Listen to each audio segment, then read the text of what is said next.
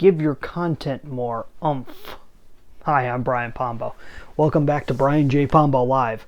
I got a quick tip for you. If you're doing content on a regular basis, this is something I learned a while ago, and it is something that I did not do naturally.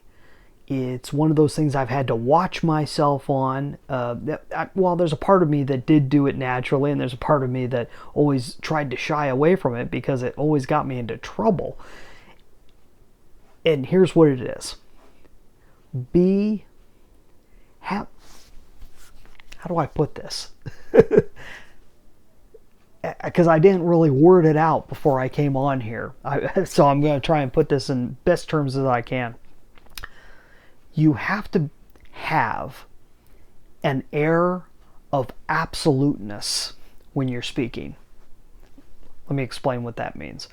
You have to have so much confidence in what you're talking about that it has to be, and just me just saying it has to be, I'm telling you it has to be that type of thing where it is absolute, where you are confident, where you are saying this is how it's done, and if you're doing it another way, you're doing it wrong.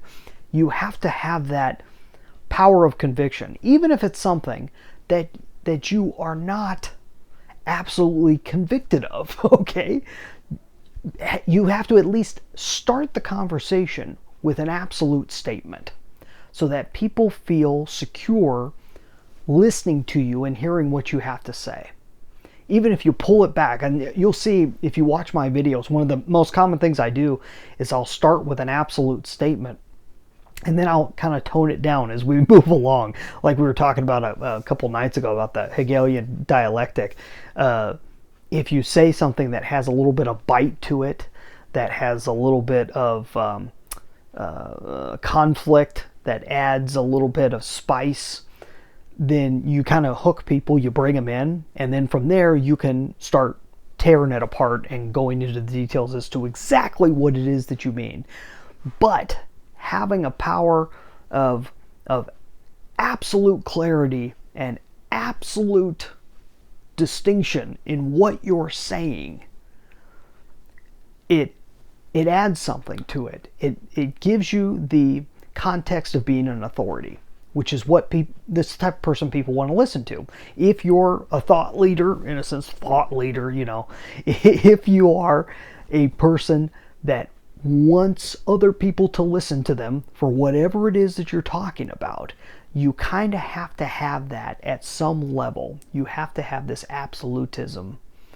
I don't know of another way of saying it. I know there's a better way, and I'll come up with it later and we'll do another video about it. But really, you have to have enough confidence in what you're saying that it has kind of a black and white feel to it, at least initially.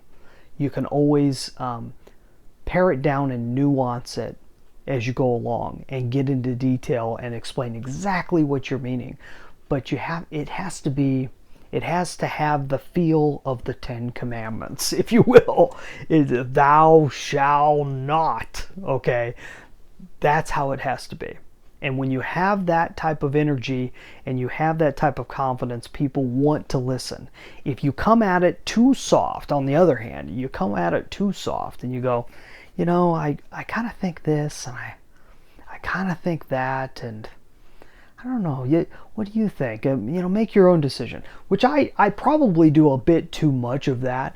I'm just being honest, though, when I am. And I try to even do that with enough level of confidence that it inspires a little bit of,